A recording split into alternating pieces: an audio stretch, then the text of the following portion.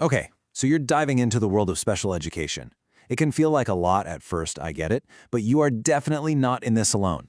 We're going to break down the key steps of the Individualized Education Program, or IEP process. And by the end of this, you're going to have a really clear roadmap for the journey ahead. Right off the bat, you're going to notice all the jargon. IEP, PLAFF, IDEA. It can seriously feel like you've been served a big bowl of alphabet soup. But hey, don't worry. Our whole goal here is to translate all of that into plain, simple language so you can walk into every single meeting feeling confident and ready to go. So where does this all begin? Let's walk through the very first steps of the IEP journey together.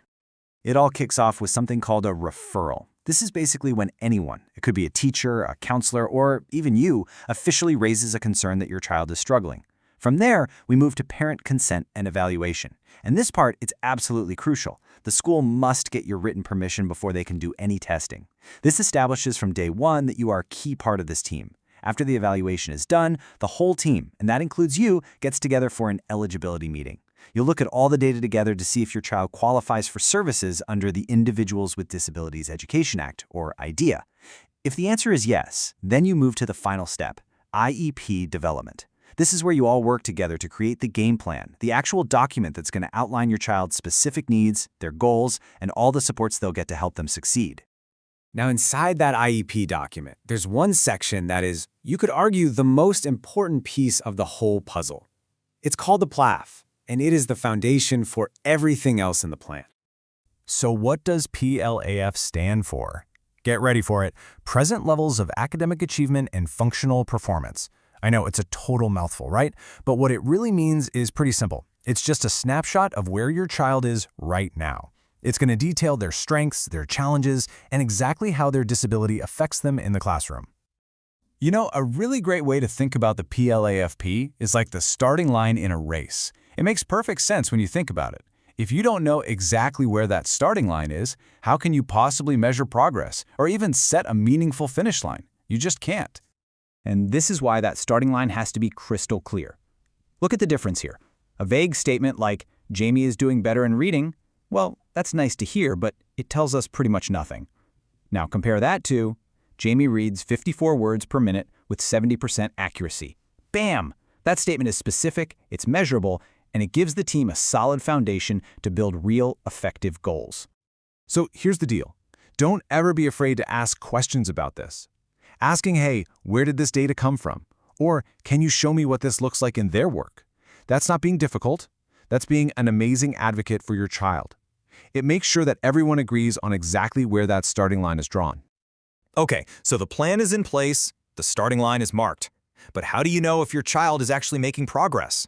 Let's talk about how you stay in the loop. This is one of the biggest questions parents have. Am I going to hear something once a semester, once a year? What are the actual rules here? Well, the answer is actually really simple and clear. The school is required to give you progress reports on your child's IEP goals just as often as they send out regular report cards for every other student. So, if your school's report cards come out every 9 weeks, you should expect an IEP update every 9 weeks. Simple as that. Now, these reports will probably use language like this. And if you get a report that just says, making some progress, and that feels a little fuzzy to you, you have every right to dig deeper. Ask them, what does that progress actually look like? Can you show me the data? Remember, the more specific the feedback is, the better you can partner with the school. Which brings us to the general rhythm of the IEP process. Because this isn't a one-and-done document, no way.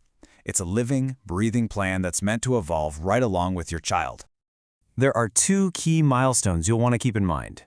At least once a year, the whole team gets together for the annual review to talk about what's working, what's not, and to update the plan. Then every 3 years, a full reevaluation happens. That's to reassess your child's needs and see if they still qualify for services. But listen up, because this is something a lot of parents don't realize, and it's so important. You do not have to wait for that annual meeting. If you have a concern, if you feel like progress is stalled, or if something big has changed for your child, you can request an IEP meeting at any time.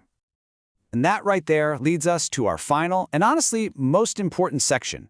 All of these rules, all these procedures, they are all there to support one single idea, that your voice as a parent is absolutely essential to this process. So, let's do a super quick recap of what we've covered. The whole thing starts with a referral and ends with a plan. That plan is built on the PLAFP. That's your child's data-driven starting line. You're going to get regular progress reports, and you can, and should, always ask for more data. And while meetings are on a schedule, you hold the power to call one whenever you need to. Look, if you take only one thing away from all this, please let it be this. Your insight as a parent, what you know about your child, it is just as valuable as any specialist's report or data sheet. You know your child best. You are an equal and essential member of the team. Period. This journey isn't about getting everything perfect on the first try. It's about creating a real partnership between you and the school to help your child truly learn and thrive. It's all about collaboration, and you are more than ready to be a powerful part of it. You've got this.